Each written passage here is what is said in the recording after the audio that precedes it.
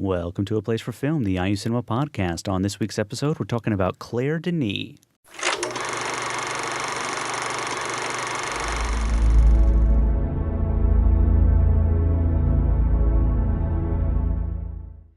Hello, everyone. Welcome to the show. My name is Andy Hunsucker. And I'm Jason Thompson. And on this week's episode, we're going to talk about Claire Denis. And to do that with us, we've got Nzinga Kendall from the Black Film Center Archive. Hi. Thanks for joining us, Nzinga. I've been trying to get you on the show for like 2 years now, and I finally managed it. So excellent. Thank you so much for joining us. It's a pleasure to be here. Thank you for the invite. Yeah. Well, let's go ahead and talk about Claire Denis. But first of all, let's talk a little bit more about Nzinga. You're a grad student. Yes. And you're involved with the Black Film Center Archive, which we've talked about before, but maybe you can reiterate what the mission is and what your involvement is. I'm a grad student. I'm a PhD student in American Studies here at IU. And I also work part-time at the Black Film Center Archive doing programming work. Mm-hmm. So I help with trying to plan films that will show either at the BFCA or sometimes at the IU Cinema. Yeah. So we've got a lot of collaborations or co-sponsorships this semester. And the mission of the BFCA basically is to collect and showcase films by and about Black folks. Okay. So that's the short version of it. So we've got a center in the ground floor of Wells. Yeah. People can come and consult films. We have a teaching collection of a lot of DVDs. We also have some things on VHS, for those of you who remember those. We have a really great poster collection, including the African poster series. Yeah, it's one of my favorite things just walking in you guys change those up pretty often, don't you? Yes, we do. So that's one thing we've been working on, making them available just for people to stop by and see. There's some pretty fantastic posters in there. Yeah. I kind of wish they would just do it with just all movies, if there was just a place on campus where they just change it up, almost like an art gallery. Yeah. It'd be pretty cool. Yeah. Well, and actually for the Claire Denis series that will be happening at the IU Cinema, the BFCA in conjunction with it is going to have an exhibit of some of Claire Denis' film posters. Cool. Oh, so we've got some cool, I think the coolest one is actually the poster for S'en fout la mort. And I can't remember what the title is in English, but it's you guys have to stop by and see it. Yeah. It's ground floor, Wells Library, right next to Media Reserve. Yeah. So it'll be going on at the same time that the Claire Denis series is going on at the IU Cinema, and probably also through the rest of November through the end of the semester. So if you miss it, you have ample time to check it out. Yeah. Cool. Well, I have to admit that I had not heard of Claire Denis before this series, but again, much like Werner Herzog, hearing the reaction that people are having. Now, I knew who Werner Herzog was. I didn't know what a big deal he was. But hearing the reaction of people, hearing that Claire Denis is going to be here, I'm realizing that I've missed something. So the series starts on November 4th, and Claire Denis is a French filmmaker. Right. And she grew up in Africa, at least part of her childhood. And some of her films are sort of about that. In fact, this first one, Chocolat, is, or maybe just Chocolate, I don't know how it's really pronounced. Chocolat. Chocolat, sure. This is a film that's sort of drawing from her childhood experiences. Maybe you can tell me a little bit more about what to expect. Well, the thing with Claire Denis that I really like is that you can't limit her to one genre, right? Mm. So, but what marks her films is this, she has themes that kind of run through, one of them being colonialism, right? You mentioned that she grew up in Africa. Her dad was a diplomat. And so that was a formative experience in her life. So I feel like throughout her body of work, she grapples with the idea of French colonialism, also European colonialism. So that's one of the themes. And then she also deals with issues of sexuality, of gender, of race. And so you can expect those themes to be kind of worked through in her films, but how she does it is different. And I would say that her films are marked by a kind of like sensuality as well as a kind of deliberate pacing, right? And then her soundtracks are also quite striking. More recently, she's had collaborations with a group called the Tinder Sticks, and they've done the soundtracks for Nanette and Boney, Beau Travail, I think 35 Shots of Rum. There's a whole series of films that they've done the soundtracks for.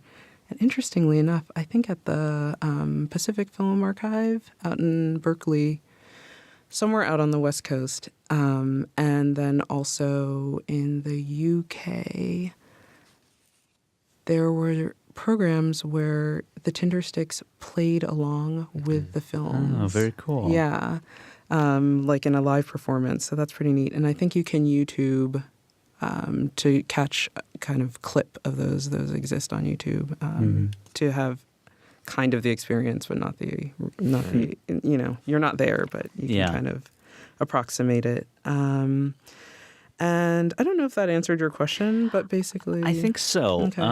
So Chocolat that one's coming up on Sunday, November 4th at 3 p.m.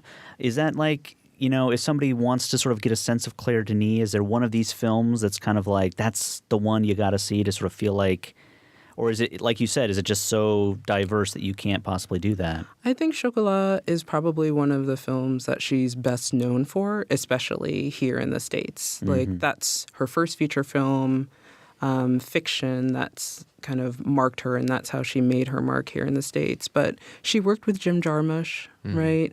And she's worked with other directors in France. She's had, she made a documentary on Jacques Rivette, I think it is, a French filmmaker. So she works in both documentary and fiction, but Chocolat is kind of the film that made her name. Okay. So the next one coming up here is, let me make sure that's the next one. These are sort of out of order in the catalog. The next one I see listed here is I Cant Sleep on Monday, November 5th at 7 p.m. So what am I expecting on that one? I Cant Sleep is the film, I think that's about the serial killer in Paris. Okay. So you go from colonialism, right? Yes. And Chocolat being a period piece to something that is more contemporary, right? That's based on what they call in French a fait divers, which is kind of something that happens in the news. Right. So there was a serial killer that was kind of terrorizing Paris, and Claire Denis kind of tweaked it and based it on a black, gay transvestite, let's say. Okay. Right. And this is Richard Courcey in his first role, and it's kind of an ensemble piece, and the way that the film is set up. There are different narratives going on at the same time, and somehow it can be hard to get yourself situated in the film, but it's uneven, but I think it's still one of her important films. Yeah. So Okay. that's all I'll say about it. Well, yeah, when we had Greg Waller on, I sort of asked him to give me an impression of the film, and then he said, "Oh God, I can't do that." But then he gave me a perfect impression of the film, so that's exactly it. Perfect. So the next film listed here is a film called Nanette and Boney, and I watched the trailer for this one actually as I was looking for sort of information, and this trailer is a little. It's kind of. It's adult. Yeah. The trailer for this one. Okay. So tell me about the film.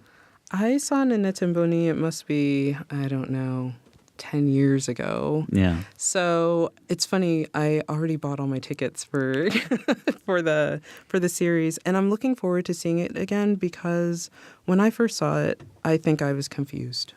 Yeah. In terms of my filmmaking, or I guess the way that I watched films, I think I was very young. Yeah. And then also young in terms of age. So I think that watching it again this time may give me some new insights. But basically, it takes place in the south of France. It's a story of a brother and a sister. The sister is pregnant, and their relationship is kind of hazy, right? But again, you get these, I don't know that you'd call them vignettes, but the film focuses on different narratives, but they somehow come together under a greater story. So that's all I can say. Yeah. You know, we've talked about that phenomena on the show before of a film you see when you're like 20. Yeah. Right. And you watch it again even like 5-6 years later, and it's just a totally different movie. Exactly. It's happened to me so many times. So many times. Okay, the next film listed here is a film called The Intruder, Thursday, November 8th at 6:30 p.m. So this is a film that is based on a short story, and it's the story of a man who gets a heart transplant, and it changes his life. Okay. And this film, I don't know. The thing is, I can't give away too much. And this is actually one of the things that Denis is noted for, right?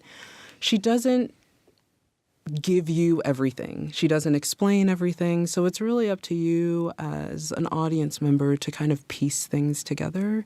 Things are suggested, but there's not a lot of dialogue. So sometimes you have to make your own interpretations. And it takes place in a lot of different settings. So part of it is in Switzerland, and you get this snowy kind of dreamlike landscape. And then it also takes place in Polynesia. It moves to, there's a part that takes place in Asia, and I can't remember if it's Hong Kong I think or it's the Singapore. South Korea here. Okay.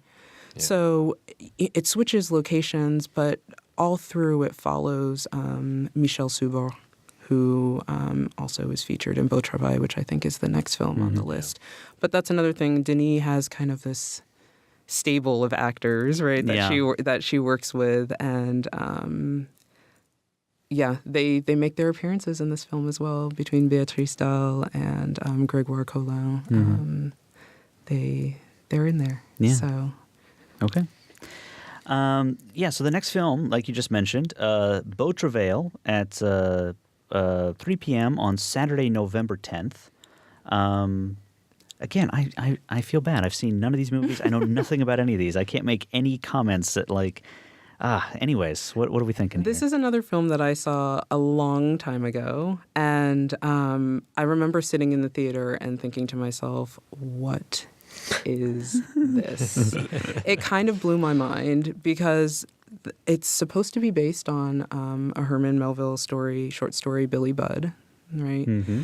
But then the film takes place in Africa, again, in Djibouti this time. So these beautiful desert landscapes. But it also focuses on foreign legionnaires. Okay. So this film, a lot of people talk about this film as marked by its kind of choreography. And there's this focus on movement and dance. And I don't know, that's another way in which it's sensual. And there's a story there, but it's not developed in a traditional sense. Okay. So you just have to see it and let yourself go, and then give yourself the space and the time to make the connections. Okay. So, but yeah, cinematography amazing, and the story, it's a power struggle.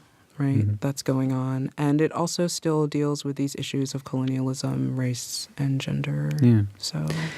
So as you're talking about these films, I'm trying to think of like other directors that I could sort of compare her to in order to get a sense of what I'm gonna see. And I'm just gonna. I don't know if I should even take a shot in the dark. no, go ahead. But I'm thinking like almost like a oh, now I totally forgot his name. Well, the first one I'm thinking of is Peter Weir. I'm thinking of Picnic at Hanging Rock. takes its time, very okay. sensual. I don't know if that's even in the Maybe. same ballpark.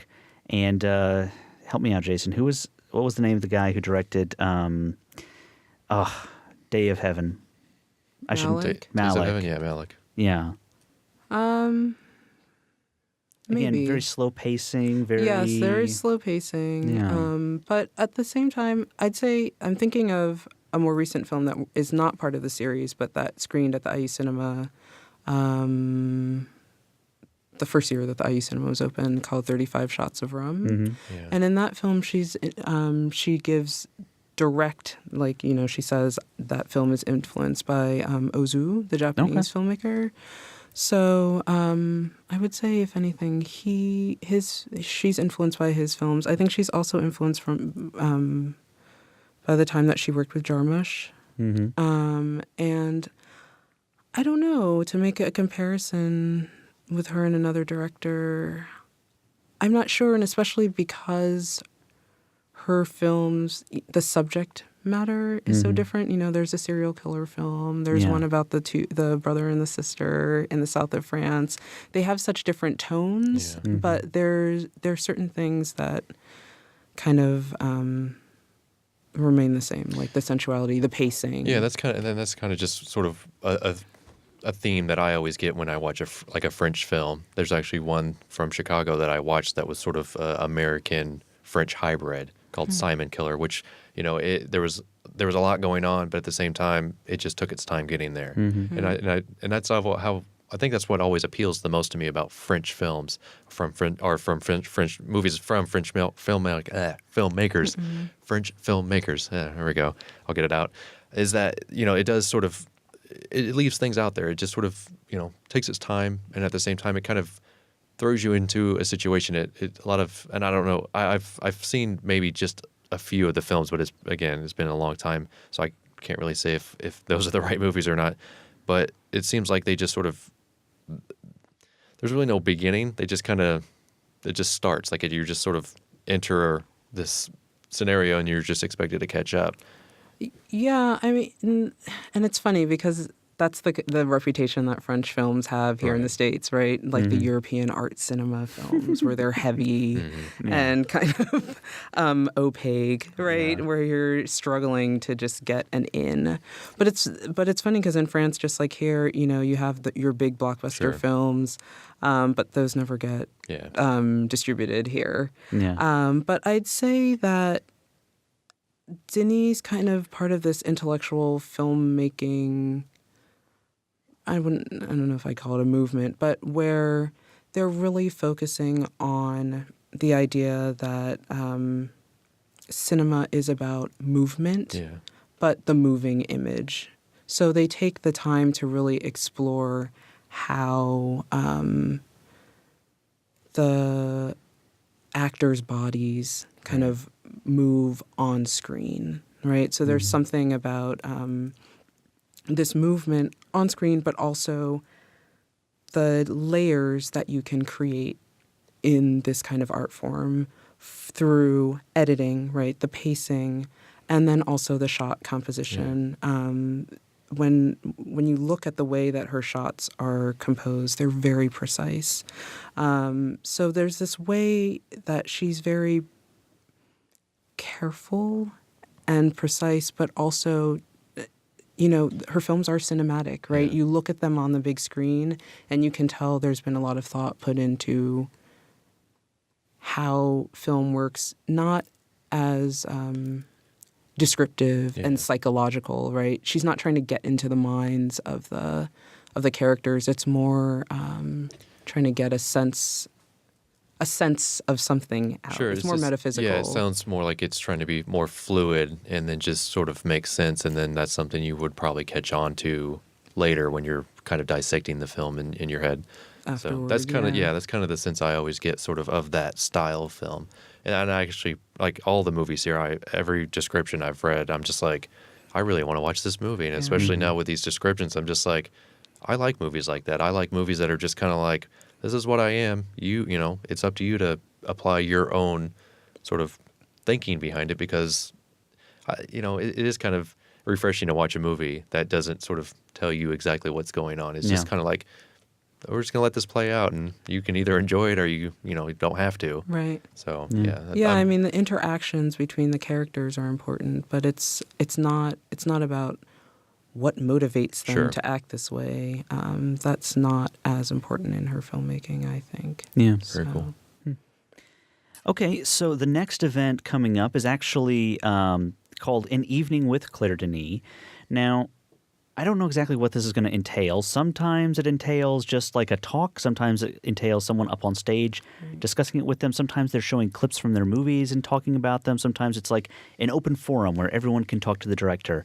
I don't know what this is going to be. Me neither. Yeah. I'm really curious, and it's funny. This summer I was in Paris, and I went to a symposium that they had at the Cinematheque there, and she was on a panel with Olivier Assayas, who made Irma Vep, Yeah. and he has another film that's going out, that's kind of doing the festival circuit right now as well. But they were all there to talk about a film critic, a French film critic who wrote for Cahiers du Cinéma as well as Libération. And his name is Serge Denis. And it was just really cool to see her on stage, but she's she's not someone who imposes herself, right? So she seems like she's shy. Yeah. So I'm really curious to see what this evening will be like. Yeah. If she'll kind of take over the stage, or Yeah. if she'll let her film clips talk for her, or what it'll be. So Yeah, but interesting for sure. Now, it doesn't say here whether or not this event is ticketed. Usually these are not, but I don't know. It doesn't say in the catalog whether it's ticketed or not. I would guess no, but maybe double check at the auditorium.